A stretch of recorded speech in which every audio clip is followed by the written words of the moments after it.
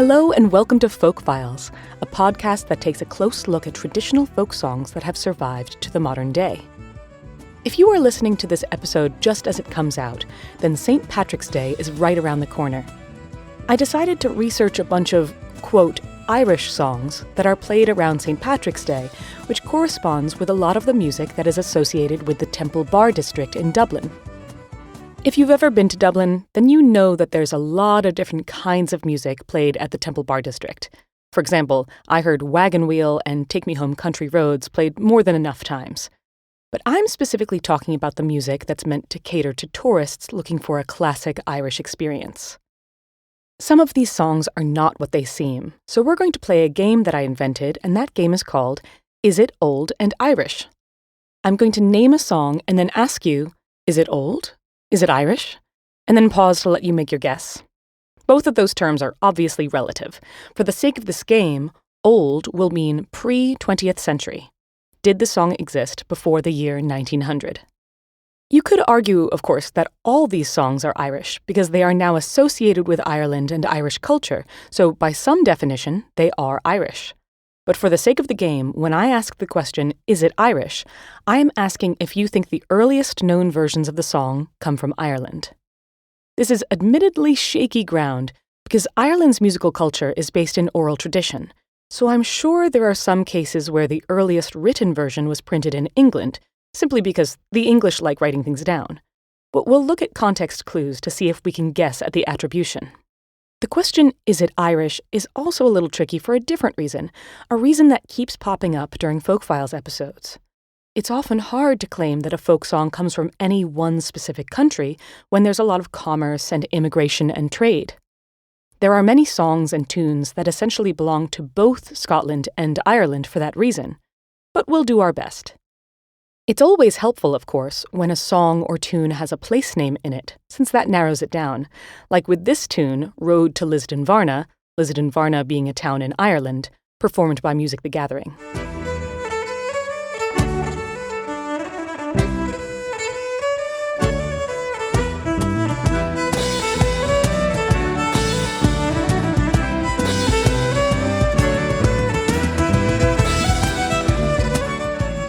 But as we'll discover, even place names can't always be trusted. On that note, let's start by talking about Temple Bar itself. As I mentioned, Temple Bar is a cultural centre in Dublin known for its music, nightlife, and tourists. The original name for the neighbourhood, when it was a suburb of medieval Dublin, was St. Andrew's Parish. Because the Vikings came to Dublin in 795, the city was inhabited by people known as the Anglo-Norman. The Anglo-Norman lived in the area that is now Temple Bar until the 14th century, when Irish tribes started attacking in greater numbers. The area was rebuilt by the 17th century, when it was turned into gardens for wealthy English families. So I'll give you a little bit of a freebie by now asking the question, is the Temple Bar district old and Irish? It is old, since it dates back to the 17th century, but it is not Irish, since by many accounts, it seems to have been named after an Englishman or at least an English neighbourhood. Some say that Temple Bar was named after Sir William Temple, a hypocritical English Puritan who served as the provost of Trinity College in Dublin in the 17th century. Queen Elizabeth I originally sent Sir Temple to Dublin with Robert Devereux, Earl of Essex, to suppress the rebellions of Irish tribes in the area. He did a terrible job, but while there, he did a lot of sneaky errands for James VI of Scotland, who would become King of England.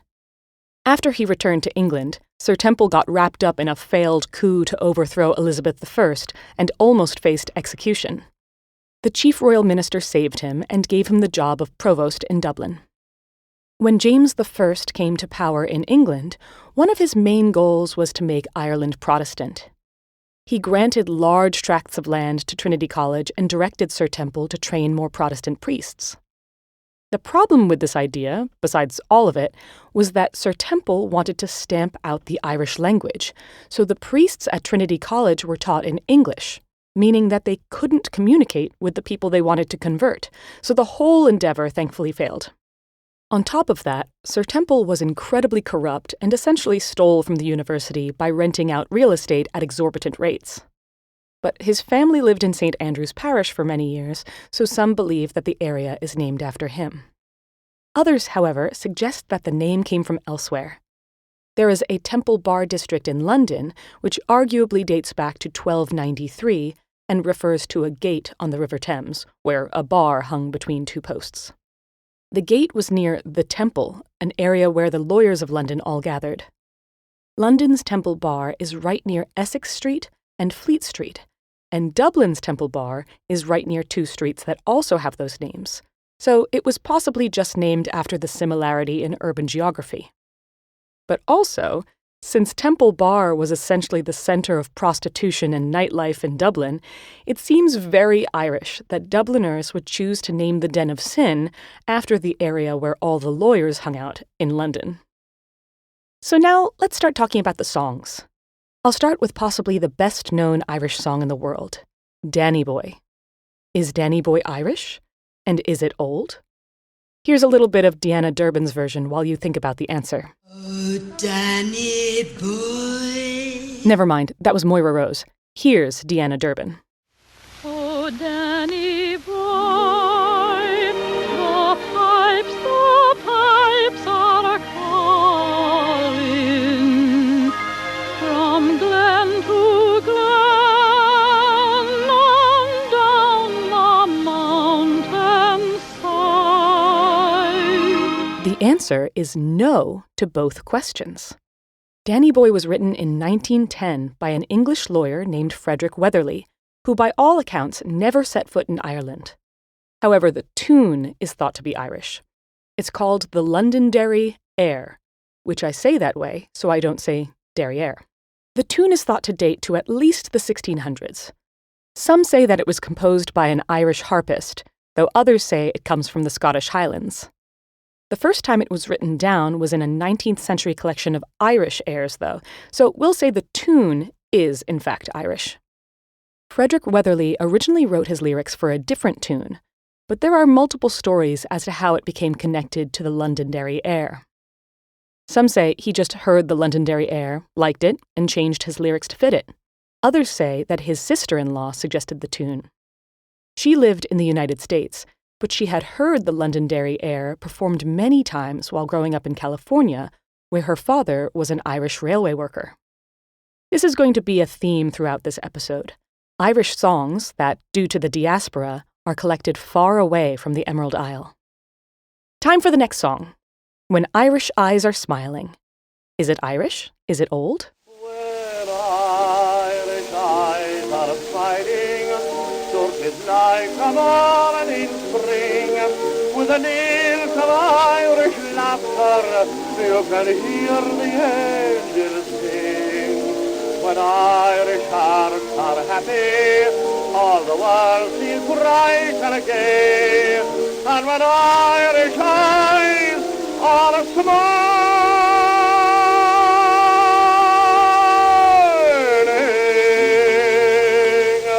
sure they steal your heart away. That was Chauncey Olcott, who recorded the song in 1913. And he's also the lyricist, along with George Graff Jr. The music was composed by Ernest Ball, and all three of those men were American. Just like Danny Boy, When Irish Eyes Are Smiling was written during a time when it was very fashionable to romanticize Ireland, especially in the US and England. Meanwhile, the real Ireland was sandwiched between a famine and a revolutionary war. Speaking of revolution, let's talk about The Wind That Shakes the Barley next. Here's a delightfully chilling version from Dead Can Dance. I sat within the barley green, I sat me with my true love. My sad heart strove the two between, the old love and the new love.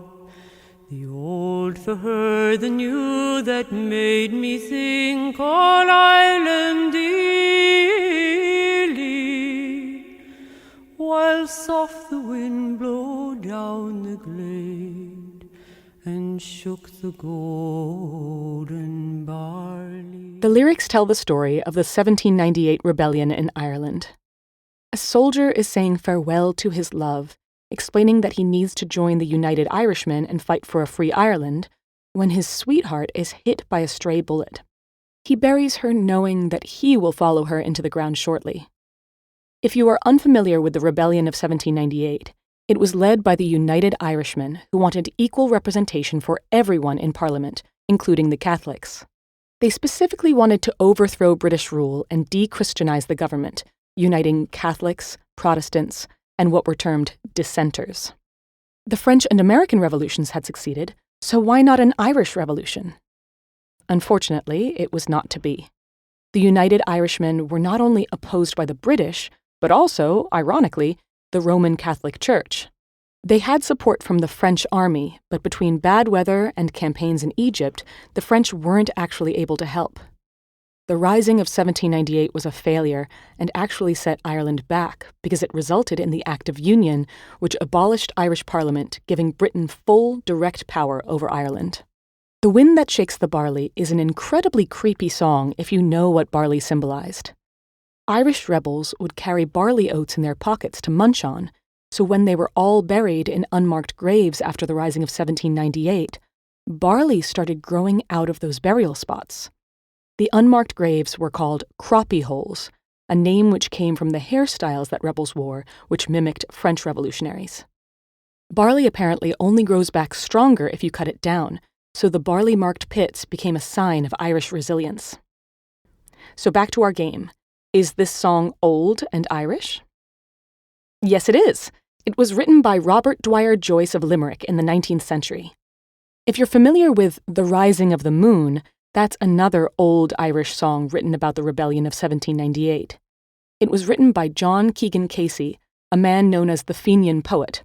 Fenians were the revolutionary Irish nationalists of the 19th century. He wrote it in 1867. You may start to notice that none of these Irish songs are more than about 200 years old, and there's a simple historical reason for that. English wasn't widely spoken in Ireland before that. Before the Great Famine, and before the British started forcing English education on people, Gaeilge was the language spoken by the majority of Irish people. Note that the language is not called Gaelic. That's a family of languages. It's more correct to just call it Irish. So you can pretty much guarantee that any song with English lyrics that claims to be from Ireland is either less than about 200 years old, it's been translated, or it's not originally from Ireland. Let's return to songs based on the 1798 rebellion.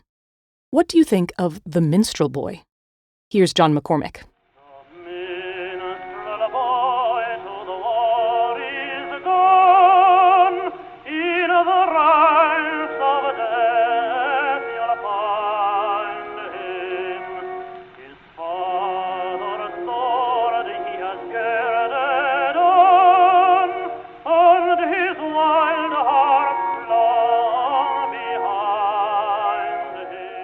Is it old and is it Irish? Yes. This song was written by Irishman Thomas Moore, whose own nickname was The Minstrel Boy. It was published as part of his Irish Melodies project in 1813. The Minstrel Boy is a warrior bard who marches to war with his harp over his shoulder. The song has a dark ending. The minstrel falls in battle, but he destroys the Irish harp because he refuses to let it sound in slavery. Interestingly, this song was very popular with American audiences in the early 19th century. They loved the idea of the rebellion of 1798, so they appreciated the song for that reason, but they just kind of skipped over the references to slavery. Thomas Moore, who had traveled to America, was disgusted by the country's reliance on slavery and said that he cast aside all hope for the future energy and greatness of America.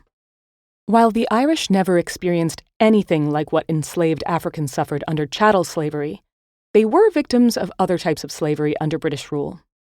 One of the most famous Irish songs, which anyone who's been to a sports game in Ireland will recognize, talks about how the Irish were shipped off to work in Australia as punishment for small infractions.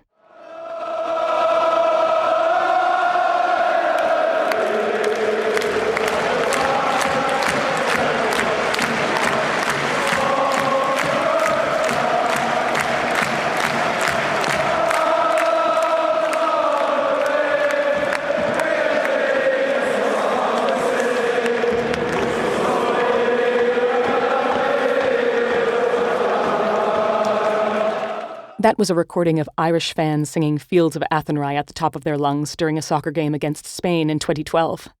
The song is apparently based on the true story of a man who was caught stealing grain to feed his family during the Great Famine in the 1840s, a little reminiscent of Les Miserables.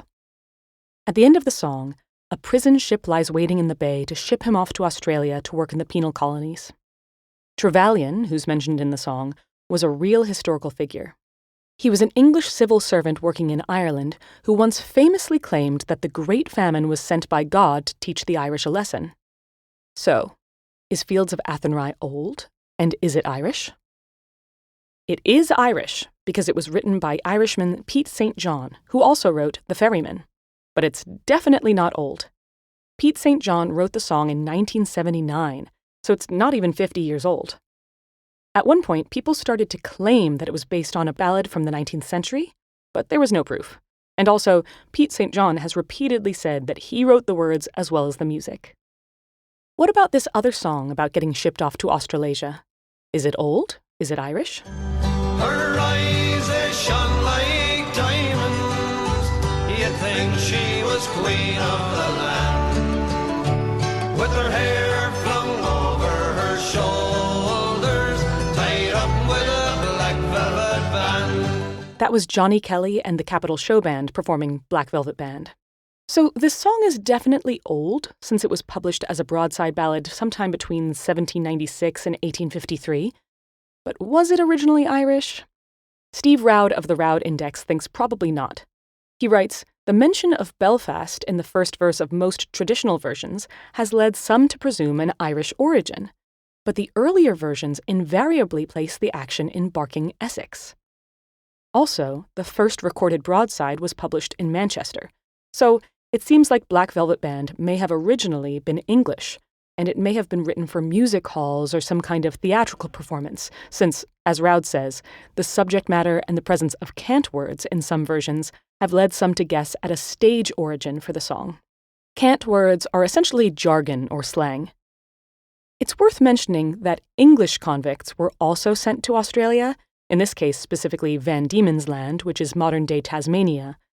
But you could argue that the practice was a little different when it came to the Irish, since they were not fully represented in government, and sometimes, as in the case of Fields of Athenry, they were being punished for trying to not starve during a famine that England created with its awful policies, and which has sometimes been termed a genocide. Let's look at one more song about an Irishman getting shipped off to Australia. This is Wild Colonial Boy, performed by the Clancy Brothers. Was a wild colonial boy, Jack was his name. He was born and raised in Ireland, in a place called Castlemaine. He was his father's only son, his mother's pride and joy. And dearly did his parents love the wild colonial boy. So this song is old. It can be dated to at least 1880. But it's not Irish. By all accounts, it seems to be Australian. Of course, this is where attribution becomes tricky, because if a song is written by a member of a diaspora, a significant group of people that were forced to leave their homes and reside in a different nation, what country gets to claim the song? If an Irishman moves to Australia and writes a song that's steeped in Irish culture, isn't it Irish? In this case, I would say no, and that's because Australia grabbed hold of the song more tightly than Ireland ever did. Most versions of the song have been collected from Australia. Even the versions that have been collected in the United States often come from Australia. As Roy Palmer said, Wild Colonial Boy seems second only to Waltzing Matilda as the quintessential Australian song. Now let's talk about one of the many songs dealing with an Irish wake. This is The Night That Paddy Murphy Died, performed by the Flanagan Brothers. So, is it old? And is it Irish? Well, 'twas the night that Paddy Murphy died, the night we'll never forget. All the boys got rolling drunk and some ain't sober yet. As long as the bottle was passed around, the folks were feeling gay. Till O'Leary came with a bagpipe, some music for to play. This song exists in a gray area for multiple reasons. First of all, that recording that you just heard is the oldest known instance of the song, and it's only from 1926. However, the author, Johnny Burke, lived from 1851 to 1930, so it's very possible that he wrote the song in the 19th century. Basically, it's on the cusp of being old, given our game's rules. But Johnny Burke was known as the St. John's Balladeer because he was from Newfoundland. But during the time Johnny Burke was writing, you could argue that parts of Canada were more Irish than Ireland. Of course, that sounds like a ridiculous, nonsensical thing to say, but basically, groups of Irish people had immigrated to Canada in the 19th century, meaning that those fishing communities in Newfoundland did not experience the Anglicization and modernization that people in Ireland did. They had the same traditions, including, obviously, the tradition of having a raucous party when someone died, that Ireland had in the late 18th and early 19th centuries. So according to our rules, the answer to, is the night that Paddy Murphy died Irish, is no, but there's a big ol' asterisk there. What about another Irish wake song? In this one, the body doesn't stay dead. Whiskey is thrown on the corpse and it comes back to life, because after all, whiskey literally means water of life. A whack full the dano, swing to your partners, welt the floor, you trotter shake. Wasn't it the truth? I told you lots of fun at Finnegan's Wake. That was Christy Moore singing Finnegan's Wake. The song is old. It probably dates back to the 19th century, but there's no proof that it was written in Ireland. It was first published in New York in 1864. So, once again, this song seems to belong to a diaspora, this time the Irish diaspora in the United States. It was likely written for the music halls, which, if you remember from past episodes of this podcast, were venues where variety shows would be performed, usually featuring comedy and popular songs. Unfortunately, music halls had a tendency to use appropriation and to punch down with their humor, hence minstrel shows being associated with music halls. And that included using Irish culture both for comedy and sentimentality. People in New York in the late 19th century loved hearing Irish music in the music hall. They just didn't want to have to deal with Irish immigrants in real life. For anyone who knows the song McNamara's Band, that's also in a similar category. It was written by Irishmen, but for an Irish-American music hall performer who was known for doing a blackface routine where he became a one-man band. He wanted to do a similar routine, but as an Irish character. Here's Connie Francis performing McNamara's Band on The Ed Sullivan Show in 1962. Hey, the drums go banging, the cymbals clanging, the horns they blaze away. Me Cartney pumps the oak soon while I the pipes do play. And Hennessy tunes the flute and the music is something grand. A credit to old Ireland, this McNamara's Band. Speaking of music hall songs, it's likely that the song Charlie Mops, also known as Beer, Beer, Beer, was written for music halls. As you listen to this version by Mark Gunn, consider the main questions for this episode. Is it old, and is it Irish? Hey, he must have been an Emily Salt and over king. And to his praises we shall always sing. Look what he has done for us, he fills up the cheer. The Lord bless Charlie Mops, the man who invented beer, beer, beer, tiddly beer, beer, beer. This song is a bit of a mystery. No one knows where or when it came from. It was collected by a man named Red Sullivan in 1953, who was an engineer on a ship, so it really could have come from anywhere. However, a volume of the folk magazine Sing Out from 1960 has this helpful hint about the origin. It says, the 3 pubs mentioned are London waterside houses, and that the song has long been a favorite of the English folk revival movement. The problem with this analysis is that the names of the pubs seem to be the one thing that changes in every version of the song. So what pubs are they talking about? The Curtis pub, the James pub, and the Hole in the Wall from the Dubliners version? Or the Dury's pub, the Stag, and the Wexford Inn from the Clancy Brothers version? Or any number of other variations? Who knows? So I'm just going to mark this song as a wild card. Who knows if it's old? Who knows if it's Irish? But we at least know that Charlie Mops, the supposed man who invented beer, did not exist. Beer has existed since ancient Mesopotamia, so before people were named Charlie Mops. He's just a fictional character whose name rhymes with barley and hops. Let's talk about other Irish songs about drinking. I'm going to skip over Whiskey in the Jar because it's not really a song about drinking, it's a song about a highwayman, So you can learn about its history in the Stand and Deliver episode of Folk Files. I'll also skip over the Moonshiner, because as I mentioned in a Patreon blog post, that song is American. That's a freebie for you in the game. One way you can tell is that Irish people didn't call homemade liquor moonshine at the time the song was written. They called it poaching. And on that note, let's talk about Hills of Connemara, here performed by Gaelic Storm. Is it old? Is it Irish? Gather up the pots and the old tin can, the mash in the corn, the barley and the bran, and the run like a devil from the excise man, keep the smoke from raising barley. In this song, homemade liquor is not called poaching and it's not called moonshine. It's mountain tea or mountain tay. This song is not very old, but it is Irish. It was written by Sean McCarthy, a 20th century songwriter who also gave us Step It Out Mary and Red-Haired Mary. What about Whiskey You're the Devil? Here's Matt Young performing the song, which features a lot of lilting, the term for nonsense lyrics. Oh, now brave boys were up and marching off to Portugal and Spain. Drums are beating, banners flying, the devil a home will come tonight. Love, fare thee well. Me terry I'm a no manamada. Me terry I'm a no manamada. Me lights what soda laddie ho. There's whiskey in the jar. This song is old. It is said to have its source in a broadside ballad titled John and Moll, which dates back to sometime after 1790. You can hear how similar the rhythm of the lyrics is. As John and Moll did lie composed on a bed of sweet primroses, colours flying, drums a-beating, march my lads, there's no retreating. And then a chorus that is, love, farewell, darling, farewell, for we are all for marching. Curiously, one source claimed that the broadside was from Ireland, but when I looked for the song, I found that it was published between 1790 and 1840 by Jennings of London. But perhaps it was collected in Ireland? I could find no proof. There are some theories that John and Moll was actually a song about the American Revolution. The version we know today, however, Whiskey You're the Devil, seems to be about the Napoleonic Wars, given its mention of Portugal and Spain. A lot of Irish songs are about fighting, but it's not always easy to know what conflict they're referring to unless you know what context clues to look for.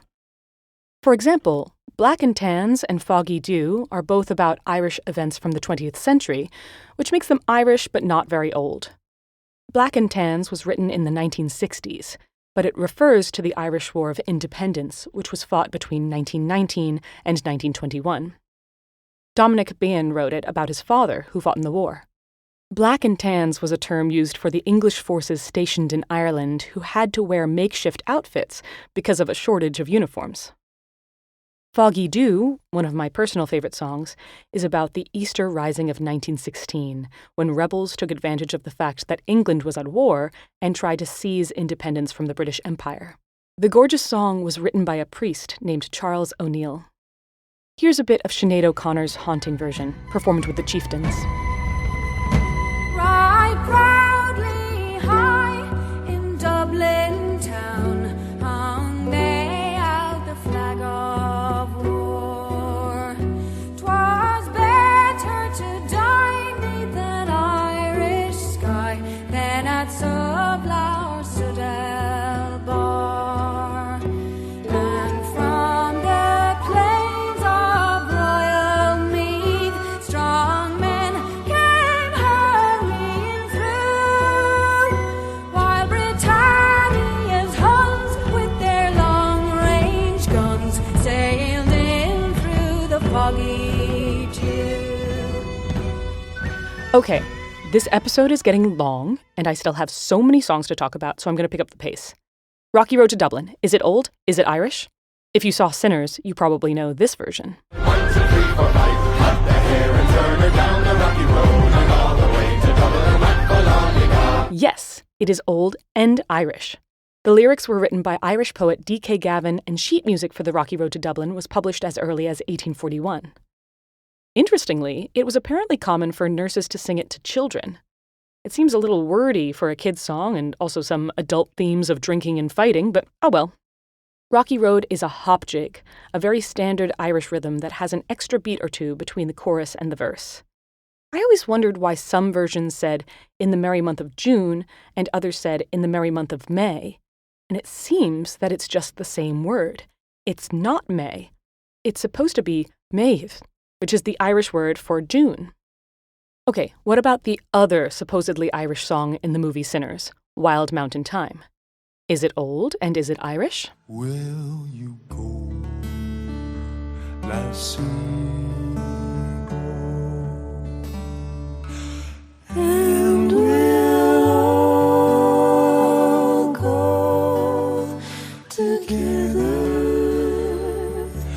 to poor Wild Mountain Thyme.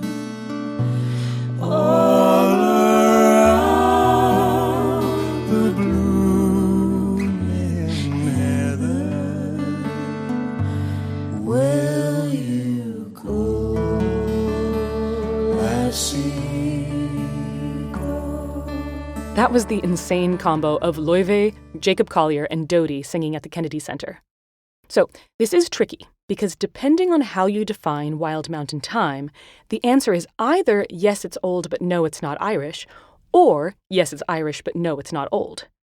It's a variant of the song The Braes of Balquhidder, which Scotsmen Robert Archibald and Robert Tannahill wrote in the 18th century. However, the version we know today was rewritten by Francis McPeake of Belfast in the early 20th century. This song was McPeake's way of coping with the death of his first wife, and one of the verses starts, "If my true love shall not come, then I'll surely find another to pull Wild Mountain Thyme all around the blooming heather." Some people, when they perform the song, rewrite it to say, "If my true love shall not come, I'll surely find no other," which, in my opinion, is blasphemy, because McPeake did find a second wife, and some say his son specifically wrote that verse to celebrate his second marriage. Next, Wild Rover. Okay, that's enough. That was a typical pub recording by the Old Goats. Anyone who reads my Patreon blog posts knows that this song, called the Second National Anthem of Ireland, is English. Its earliest version dates to the 1670s or 1680s in England and was written by Thomas Lanfear. Speaking of anthems, what about Dublin's unofficial anthem? Is Molly Malone old and Irish? Alive, alive, oh, alive, alive, oh, crying cockles and mussels, alive, alive, oh. That was Shane O'Fargall singing a song that is Scottish, maybe? The oldest record of the song comes from Boston, Massachusetts in 1876, so it is old. But a later publication in London claimed that it was written and composed by James Yorkston of Edinburgh. As Siobhan Marie Kilfeather writes, neither melody nor words bear any relationship to the Irish tradition of street ballads. This song was likely composed for music halls, which would explain why a song about Ireland was floating around Scotland, England, and the United States. What about a song about a different girl from Ireland? A Galway girl. Is it old and or Irish? And a new right then, have a chicken whirl, and a sawtill prom with a Galway girl. Nope, neither old nor Irish, and this one might have been a bit obvious, since you just heard the original version by American musician Steve Earle. He recorded the song in the year 2000 after a trip to Ireland. Some people claim it's about a woman named Joyce Redmond, who is actually from Dublin. As Steve says, it's a composite character, but one of my dearest friends, a woman named Joyce Redmond, absolutely has my permission to go around saying she's the Galway girl.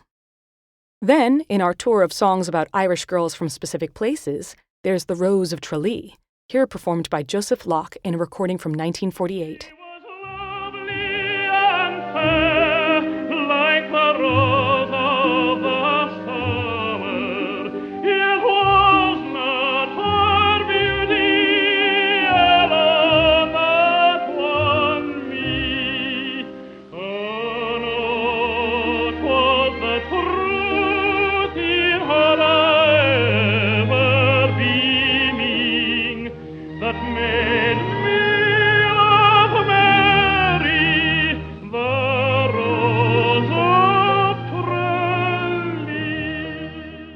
Is it old? Is it Irish? There is a 5-day International Rose of Tralee festival every year, and for the 2019 festival, they hired a forensic linguist named Dr. Andrea Ninni, who studied the song in depth. He concluded that the song comes from a poem written by William Pembroke Mulchinock, a poet from Tralee, not the English poet Edward Mordaunt Spencer, who published the poem in 1846. So yes, Irish and old. There are two songs that are often thrown into the Irish pile, but I consider them to be more nautical than Irish. There's The Leaving of Liverpool, which was mostly collected in New York. One of the sailors from whom the song was collected said he learned it from a Liverpudlian, which is not surprising. So old, but not Irish. The Irish Rover, however, is Irish, even though the title refers to a name of a ship, not a person. But it's only from the early 20th century, so not very old. I'm just briefly mentioning these songs because I'll discuss them in more depth in this month's Patreon blog post. But I will say, the story of the Irish Rover is a great reminder to vaccinate your kids against the measles. We're nearing the end, just 3 more songs to talk about. What do you think about I'll Tell Me Ma? Here's my band, Music the Gathering. Tell me, Ma, when I go home, the boys won't leave the girls alone. They pulled my hair and stole my comb, but that's alright till I go home. She is handsome, she is pretty, she is the belle of Belfast City. She is a courtin' 1, 2, 3. Please won't you tell me who is she? We were mercilessly mocked by some Irish teens for the way we pronounce the word ma as Americans. It's ma. This is a children's game. Children would form a ring with one person in the center. On the line, please won't you tell me who is she or who is he, the person in the middle would give the initials of someone else in the circle and swap with them. There's another cheekier version where the person in the center has to choose someone of the opposite gender, with obvious connotations. This song doesn't appear to be that old, however. All instances of it were collected in the 20th century. It's also unclear if the song originally comes from Ireland, since versions have been collected in Scotland, England, and even Jamaica. Then there's another gamified song that's often taught to children, the cumulative song Rattlin' Bog.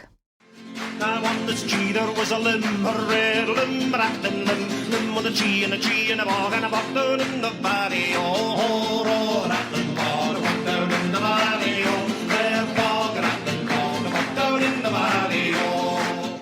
That was the Corries. This song is both Irish and old. It dates to the mid-19th century and is associated with Irish travelers. Rattlin, in this context, means wonderful or splendid. While this particular song is Irish, there is a whole family of cumulative songs from all over Europe that seems to be interconnected. For example, there's a very similar Welsh song called I Pren ar I Bryn, or The Tree on the Hill. All right, we have reached our last song, and it is Dirty Old Town, here performed by Luke Kelly and the Dubliners. I met my love by the gasworks cross, dreamed that dream by the old canal. I kissed my girl by the factory wall. Dirty old town, dirty old town. Is it old? And is it Irish? The answer to both questions is no. Dirty Old Town was written by Ewan MacColl in 1949, and it is explicitly about the English town of Salford in Lancashire. So why do people think it's Irish? Why do people think any of the songs on this list are Irish when they aren't? I think it's all about the people who ended up recording the song.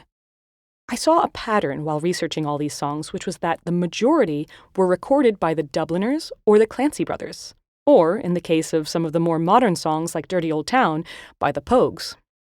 So my assumption is that people heard these very Irish groups singing some of these songs that were originally English or American or Australian, and thought, that must be an Irish tune because a man from Ireland is singing it with an Irish brogue.